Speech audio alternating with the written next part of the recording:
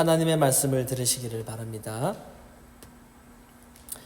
예수께서 다시 바닷가에서 가르치시니 큰 무리가 모여들거늘 예수께서 바다에 떠 있는 배에 올라 앉으시고 온 무리는 바닷가 육지에 있더라.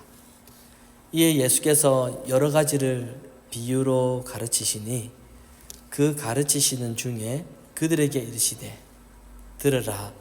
씨를 뿌리는 자가 뿌리러 나가서 뿌릴새 더러는 길가에 떨어짐에 새들이 와서 먹어버렸고 더러는 흙이 얕은 돌밭에 떨어짐에 흙이 깊지 아니하므로 곧 싹이 나오나 해가 돋으니에 타서 뿌리가 없으므로 말랐고 더러는 가시떨기에 떨어짐에 가시가 자라 기운을 막음으로 결실하지 못하였고 더러는 좋은 땅에 떨어짐에 자라 무성하여 결실하였으니 30배나 60배나 100배가 되었느니라 하시고 또 이르시되 들을 귀 있는 자는 들으라 하시니라. 아멘. 오늘 주신 하나님의 말씀을 가지고 하나님 나라의 비유라는 주제로 하나님 말씀 증거하도록 하겠습니다. 오늘 우리가 읽은 이 본문은 예수님께서 바닷가에서 무리들에게 하나님의 나라에 대해서 가르치시는 장면이 기록되어 있습니다. 예수님은 이 땅에서 사역을 하실 때 미움을 참 많이 받으셨습니다. 사람들이 시기하고 조롱하고 많은 비아냥거림을 예수님은 당하셨습니다. 그러나 동시에 예수님을 따르는 무리들도 사람들도 아주 많았습니다. 마치 영화에서 보듯이 예수님께서 가시는 곳곳마다 기적이 일어났고 또 제자들이 모든 것을 버려두고 예수님을 따랐고 또 그 소문은 전국적으로 퍼지게 되었습니다. 오늘 본문에도 여전히 예수님을 따르는 사람들이 많이 있는 이 장면이 나타나고 있는데 너무 많은 사람들이 예수님께로 막 몰려오니까 예수님은 하는 수 없이 배 위로 올라가게 되었습니다. 그런데 이렇게 많은 사람들이 예수님께로 많이 몰려들었지만 그들 모두가 다 예수님을 제대로 알고 나온 것은 아닙니다. 예수님은 여러 가지 많은 사역들을 통해서 하나님의 나라에 대해서 말씀을 많이 하셨지만은 그 예수님께서 가르치신 그 말씀이 진리라고 믿지 않고 나온 사람들도 아주 많이 있습니다.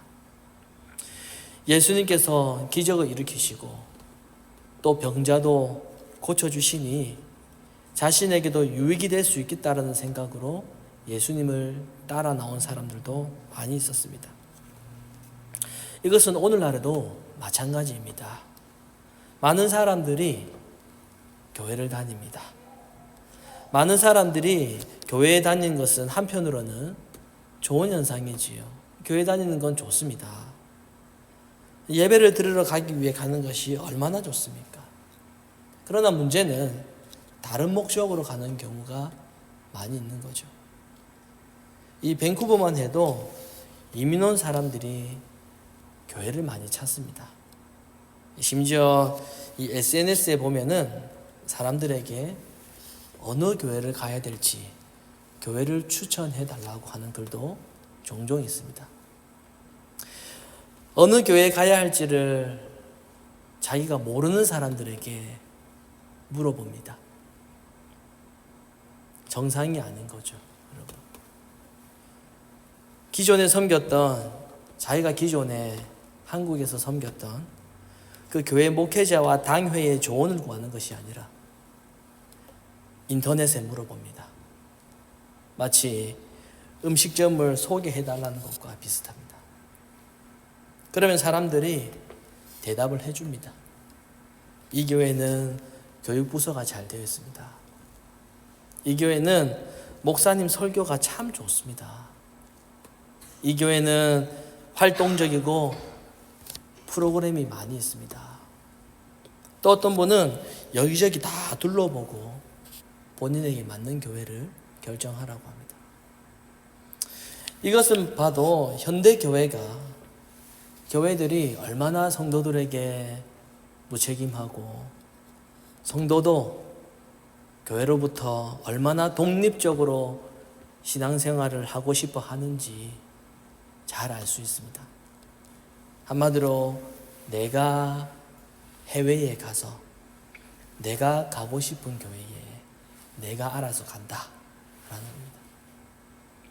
사람들은 자기 자신이 세운 자신의 기준을 가지고 교회를 찾는 그 자신만의 목적을 가지고 교회를 찾아다닙니다.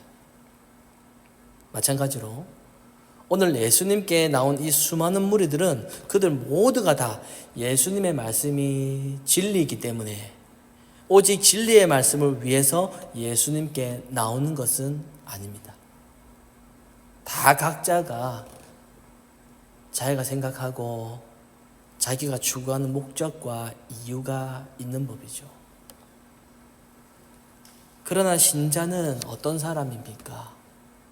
신자는 왜 그리스도를 따릅니까? 여러분은 그리스도를 왜 따릅니까?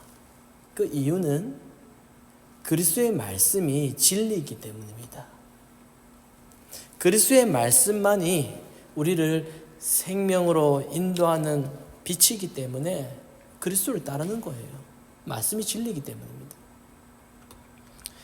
신자는 어떤 열심이나 어떤 열정이 있다고 해서 신자가 되는 것은 아닙니다. 뭔가 종교적인 노력을 많이 한다고 해서 신자가 되는 것은 아니죠.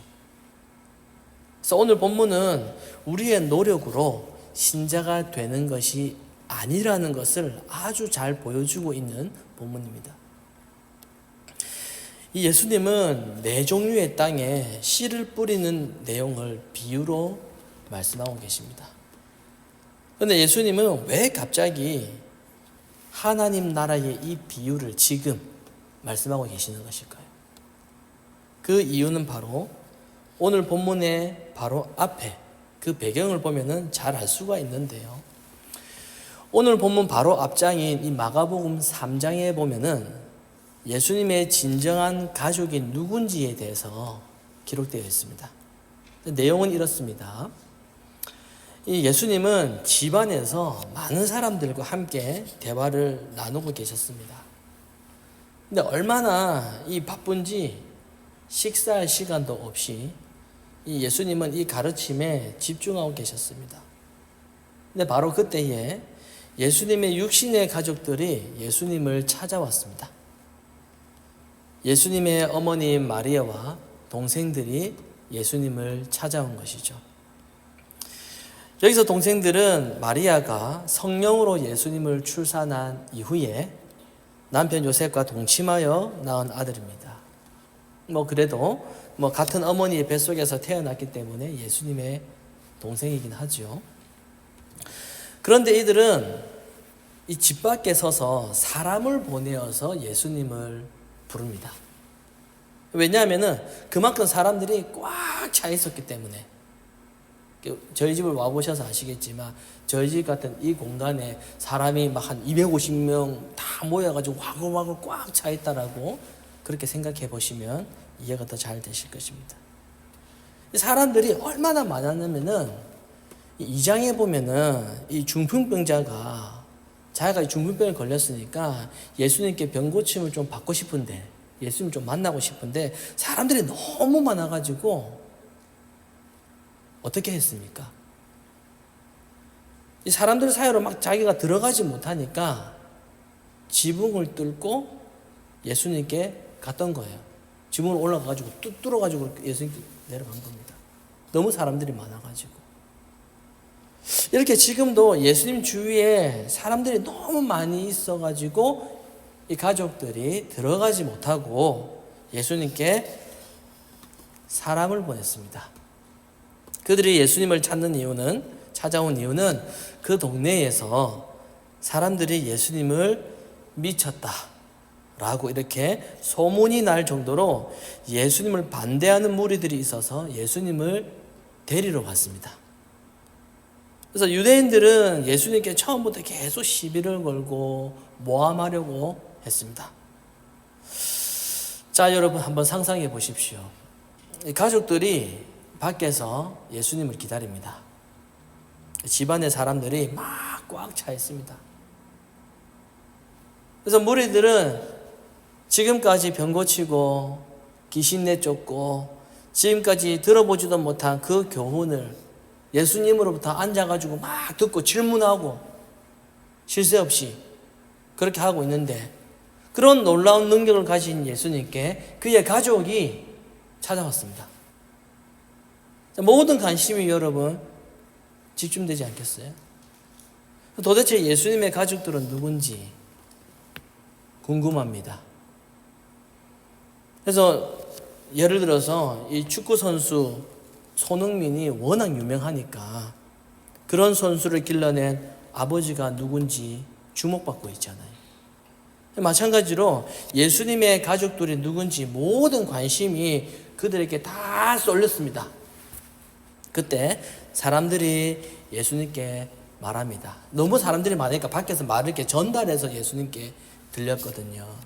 예수님께 전하라고, 누가 왔다고 이렇게 전달해서 예수님께로 그렇게 이야기를 했습니다. 그래서 사람들이 예수님께 말하죠. 당신의 어머니와 동생들이 밖에 찾아왔습니다. 자, 우리 같으면 여러분 어떻게 합니까? 좀 들어오라고 그렇게 하든지, 아니면 간략하게 소개를 하든지, 인사를 시키든지, 아니면 잠시 대화 도중인 사람들에게 잠시 기다리라고 하고 밖에 나와서 무슨 급한 일이라고 물어보든지 그렇게 할 텐데, 예수님은 예측하지 못한 대답을 하시는데 뭐라고 하시냐면은 누가 내 어머니인가, 누가 내 동생들인가, 이렇게 대답하십니다. 무슨 뜻입니까? 얼핏 들으면은 예수님께서 가족을 부인하는 것처럼 그렇게 들릴 수도 있지만은, 물론 가족을 부인하려고 하는 의도는 아닙니다. 예수님은 하나님의 나라에 대해서 지금 가르치고 있는 그 상황 속에서 그들에게 또 하나의 가르침을 주고 싶었던 겁니다. 참된 가족은, 정말 진짜 가족은 혈육에 의한 관계가 아니라 하나님의 뜻대로 행하는 자가 예수님의 참된 형제요, 참된 가족이라고 말씀하신 겁니다. 당시에 유대인은 이 아브라함의 자손이라는 이 혈육이, 이 전통이 굉장히 중요했고요. 심지어는 자기가 아브라함의 어떤 혈통적인 그런 자손이라는 것만으로도 자기는 천국에 갈 수 있다라고 착각했습니다. 그러나 주님은 유대인처럼 어떤 인간의 혈통이나 인간의 열심이나 인간의 노력이나 인간의 공로로 하나님의 나라의 가족이 되는 것이 아니라, 혈통과 외적인 조건으로 성립되는 것이 아니라 하나님의 뜻 안에서 성립된다라고 말씀하셨습니다. 이 인간이 어떤 능력을 행하든, 기도를 많이 하고, 인간이 종교적인 행위를 많이 하고, 봉사를 많이 하는 그것을 가지고 예수님의 가족이라는 그 근거가 되지 않는다라는 겁니다. 자, 그러면 정리를 해보면은, 자, 지금 참된 가족이 누군지에 대해서 예수님께서 말씀하고 계시잖아요. 예수님의 참된 가족은 하나님의 뜻대로 행하는 자, 그러니까 하나님의 말씀에 순종하는 자가 예수님의 참된 가족이다, 이 말입니다. 자, 그러면은 우리는 예수님의 참된 가족입니까? 내가 아는 저 사람은 예수님의 참된 가족이 맞습니까? 예수님의 참된 가족인지 아닌지 여러분 어떻게 알 수가 있을까요? 간단합니다. 하나님의 말씀이 그에게 떨어져 보면 알 수가 있는 거죠. 그래서 주님은 곧바로 씨 뿌리는 비유를 지금 말씀하고 계시는 겁니다. 이 비유는 우리가 잘 알고 있는 비유입니다. 본문에는 네 종류의 땅이 나오는데 어느 땅이 좋은 땅인지는 씨가 뿌려져 보면 알 수가 있는 것이죠. 그래서 본문에 등장하는 네 종류의 땅은 이 땅은 인간 마음의 상태를 의미합니다. 자, 첫 번째는 길가입니다. 길가에 떨어진 씨는 새들이 와서 먹어버렸습니다. 새들이 와서 먹었다라는 뜻은 말씀이 길가에 떨어졌을 때, 길가에 뿌려졌을 때 사단이 와서 말씀을 빼앗은 겁니다. 그러니까 말씀의 가치를 무시하는 거죠. 그러니까 나에게 떨어진 하나님의 말씀이 얼마나 귀하고 얼마나 가치가 있는지 이것을 알지 못합니다. 신자에게 하나님의 말씀이 떨어지면 그 마음의 소망을 하나님의 나라에 두게 되죠. 신자에게 마음의 소망을 하나님의 나라에 두게 되겠죠. 그래서 신자는 이 세상에서 자기 소망이 하나님의 나라이기 때문에 신자라면 이 세상에서 자기는 나그네라고 그렇게 생각을 하게 됩니다. 왜? 자기 소망은 하나님의 나라니까. 신자가 그렇게 생각하게 돼요. 그런데 사람들은 이 말씀을 믿지를 않습니다. 귀 기울이지를 않아요. 그러니까 하나님의 말씀은 신자를 하나님의 나라의 소망을 두도록 그렇게 인도를 하는데 사람들은 그런 말보다는 자신의 귀를 만족시켜주는 그런 말을 기대를 해요. 그러니까 아무리 영원한 나라인 하나님의 나라를 소망하자, 그 나라를 바라봐야 된다라고 그렇게 말을 해도 사람들은 듣지 않습니다. 사람들은 자기가 듣고 싶은 말, 자기가 동의하는 말을 해주기를 원합니다. 사람들은 어떻게 기도하면 응답 받을 수가 있을까? 어떻게 기도하면 복을 받을 수 있을까? 여기에 관심을 가지죠. 다른 복음을 전해도, 이상한 복음을 전해도 복음처럼 여겨지고, 다른 말을 해도 복음처럼 그렇게 들립니다. 그런 거 계속 듣고 싶어 해요. 막 찾아보고, 비성경적인 내용만 막 계속 찾아보고, 타고 들어가고. 그런데 안타까운 것은 정작 참된 복음은 외면하는 것입니다. 이것이 바로 사단에게 말씀을 빼앗긴 것입니다. 하나님의 말씀에 대해서 이러한 반응을 보이는 사람은 예수님의 참된 가족이 아니라는 거죠. 두 번째 땅은 돌밭입니다. 그래서 5절에는 흙이 얇은 돌밭이라고 합니다. 여기에 떨어진 씨는 이 싹이 나오기는 하지만은 해가 뜨면 그 씨가 말라버립니다. 이 사람은 말씀을 들을 때는 기쁨으로 받아요. 기쁩니다. 말씀을 들을 때는 기쁨으로 받지만 환난과 핍박이 오면 넘어지는 사람의 유형입니다. 여러분, 사람이 환난과 핍박이 없는 형편에서는 말씀으로 인해서 얼마든지 기뻐할 수 있습니다. 내가 사는 형편이 좀 괜찮고요. 내가 좀 여유가 있어요. 그리고 내가 안정적이고 또 나에게 특별한 어려움도 없고 하는 일도 잘 되고 그리고 몸도 건강하잖아요. 그러면 여러분 찬양이 절로 나옵니다. 여러분 내 형편이 괜찮으면 내가 여유롭고 그러면 찬양이 절로 나와요. 내 마음에 여유가 있으니 전도도 더 열심히 합니다. 막 교회 봉사도 더 열심히 해요. 그런데 그 기쁨과 감사와 즐거움이 환난과 핍박이 있을 때도 그대로 유지가 되겠습니까? 모든 것이 은혜라고 그렇게 부를 수 있겠습니까? 나에게 환난과 역경이 막 휘몰아치고 있는데 누구에게 복음을 전할 그 마음이 여러분 우리에게 생기겠습니까? 여러분 우리에게 고난과 역경과 그리고 예측하지 못한 어려움이 있을 때라도 그 기쁨이 유지가 되어야, 그래야 참된 기쁨이라는 것이 증명되지 않겠습니까?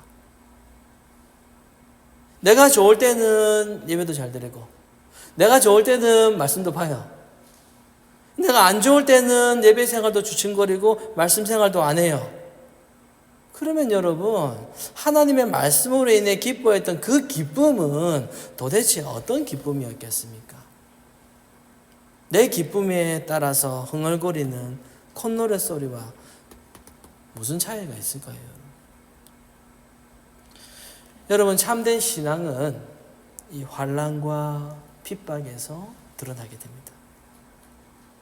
그리스도로 인한 참된 기쁨은 이 환난과 이 핍박 속에서도 그리스도로 인한 그 참된 기쁨은 사라지질 않아요. 오히려 모든 환난과 그 핍박을 이 기쁨이 이기게 합니다. 그래서 참된 신앙은 자신에게 환난과 핍박이 주어져 봐야 알 수가 있는 거죠. 환난과 핍박에서 낙심하면 안 된다 이 말을 하는 것이 아니라 우리가 힘든 일을 겪으면 절망하기도 하고 그리고 슬프기도 하고 얼마든지 속상할 수 있습니다. 그렇게 하지 말라는 것이 아니라 말씀이 역사하고 있는 신자라면은 낙심에 머무는 것이 아니라 결국 그리스도를 바라보고 그리스도로 인해 승리하는 길로 가게 된다라는 것입니다. 세 번째 땅은 가시떨기 땅입니다. 이 땅은 가시가 기운을 막아서 결실하지 못하게 그렇게 만듭니다. 무슨 뜻인지 19절에 보면은 나와 있는데 이렇게 나와 있어요. 세상의 염려와 재물의 유혹과 욕심이 들어와서 말씀을 막아서 결실하지 못하게 되는 자다라고 합니다. 모든 인간에게는 염려가 있습니다. 세상에 염려가 있고 또 재물의 유혹이 다 있습니다. 욕심이 있습니다. 당연합니다. 여러분, 돈 싫어하는 사람이 어디 있겠습니까? 다 좋아합니다. 특히 이 자본주의 사회에서는 그야말로 돈이 최고입니다. 그래서 돈 벌기 위해서 공부하잖아요. 여러분, 요즘에 한국에서 교사나 의사 여러분 왜 합니까, 여러분? 다 그렇지는 않겠지만은 왜 교사, 의사 이런 거 하려고 합니까? 이제는요, 더 이상 사명감이 아니라 안정적인 수입 때문에 그 직업을 선택하는 그런 시대가 되었습니다. 돈 때문이죠. 그러니까 사명감 없이 돈이 목적이기 때문에 환자들 마취시켜 놓고 나쁜 짓 하는 겁니다. 돈 벌기 위해서 관계도 잘해야 돼요. 돈 벌기 위해서 외모도 가꾸는 시대고요. 돈 벌기 위해서 전쟁도 일으키고 돈 벌기 위해서 사람도 죽입니다. 심지어 종교도 그렇게 하는 경우가 많아요. 왜 인간이 그렇게 합니까? 왜 사람이 그렇게 하지요? 결국에는 자기가 원하는 자기 인생을 살고 싶어 하기 때문이죠. 자기가 원하는 인생입니다. 왜 염려합니까? 자기가 원하는 삶이 무너질까 봐. 왜 걱정합니까? 자기가 원하는 삶을 살지 못할까 봐 그게 두려운 거거든요. 자기가 계획했던 거 그거 못할까 봐. 재물의 유혹도 역시 마찬가지예요. 자기가 원하는 인생을 살고 싶어 하기 때문에 이 재물의 유혹을 받게 되는 겁니다. 내가 원하는 삶이 있거든요. 이것만 있으면은, 저것만 있으면은 내가 원하는 것을 할 수 있겠다라는 그 생각이 끊임없이 자기 속에서 휘몰아쳐서 이 재물의 유혹에서 벗어나지 못하는 겁니다. 그거 있으면 내가 원하는 거 할 수 있거든요. 이러한 사람의 특징은요, 하나님께서 자기 인생을 책임지신다라는 이 말을 어떻게 받아들이냐면은 자신이 원하는 방향으로 하나님이 책임져 주신다, 이렇게 받아들여요. 이런 생각을 가지고 있는 사람은. 하나님은 인간이 원하는 인생을 책임지시는 분이 아니라는 것을 모르고 있습니다. 합력하여 선을 이루시는 그 하나님의 인도하심을 믿지를 못해요. 그게 감사하지 않아요. 하나님의 인도하심이 그게 기쁨이 안 되는 겁니다. 그 이유가 바로 가시떨기가 기운을 막는 그 상태이기 때문이에요. 마지막으로 네 번째인 좋은 땅은 30배, 60배, 100배의 결실을 맺습니다. 20절 말씀에 보시면은 좋은 땅에 뿌려졌다라는 것은 말씀을 듣고 받아서 30배와 60배와 100배의 결실을 하는 자니라, 이렇게 나와 있습니다. 자, 여러분 많이 들어보셨죠? 30배, 60배, 100배. 이 말씀은 기독교인들이 참 좋아하는 말씀입니다. 뭔가 늘어나잖아요. 확장되잖아요. 30배, 60배, 100배. 많은 사람들이 이 구절을 어떻게 해석을 하냐면은 이렇게 해석을 합니다. 우리도 좋은 땅이 되어서 많은 열매를 맺자라고 이렇게 해석을 합니다. 그게 이제 30배, 60배, 100배죠.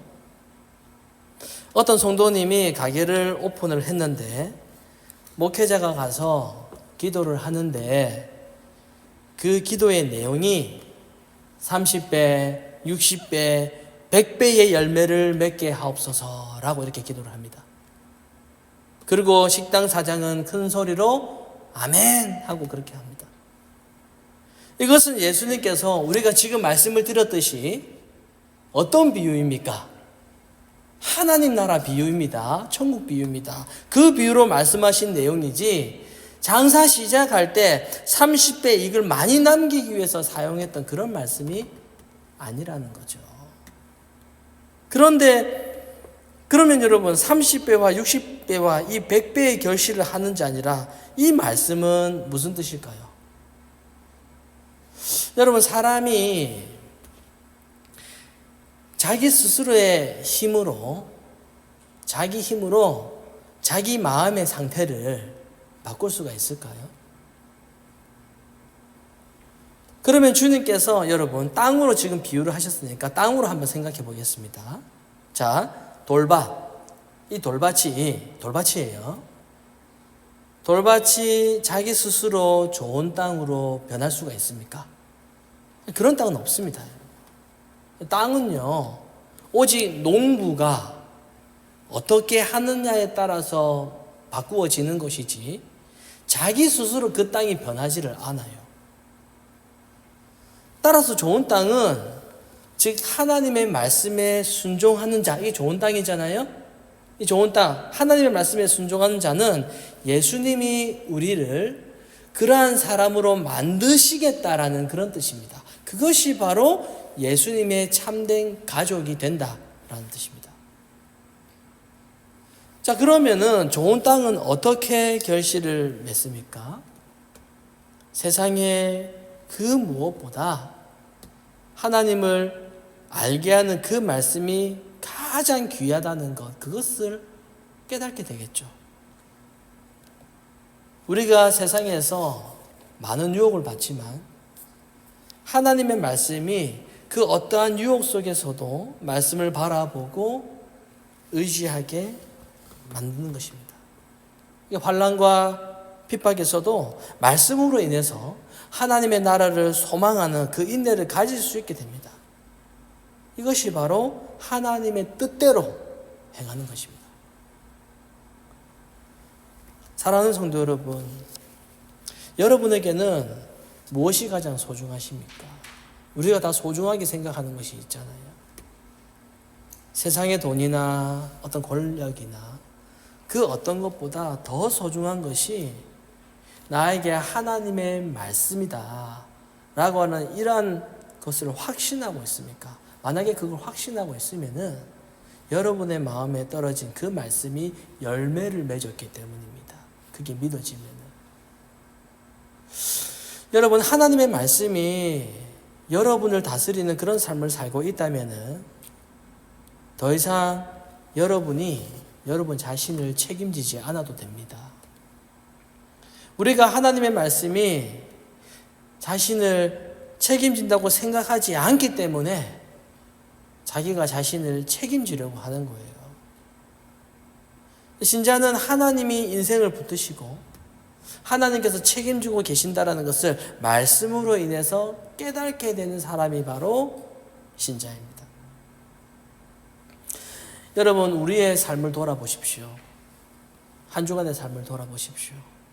우리에게서 늘 발견되는 것은 좋은 땅의 열매가 아닙니다. 지난 한 주간에 우리의 말과 행동들을 여러분 한번 기억해 보십시오. 어디 좋은 땅의 열매가 하나라도 보였습니까?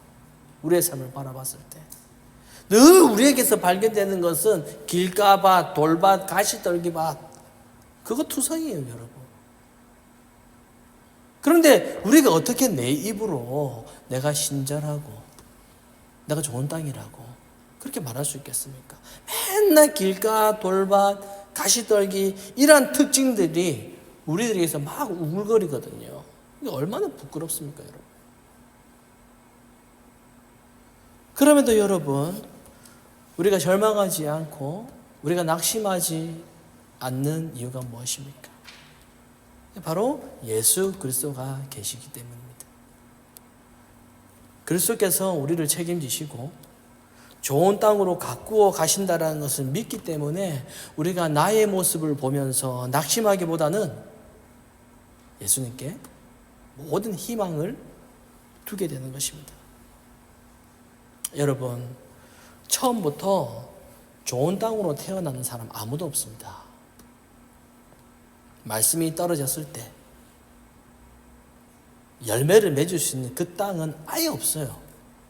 그런 땅은 이 세상에 어디에도 없습니다.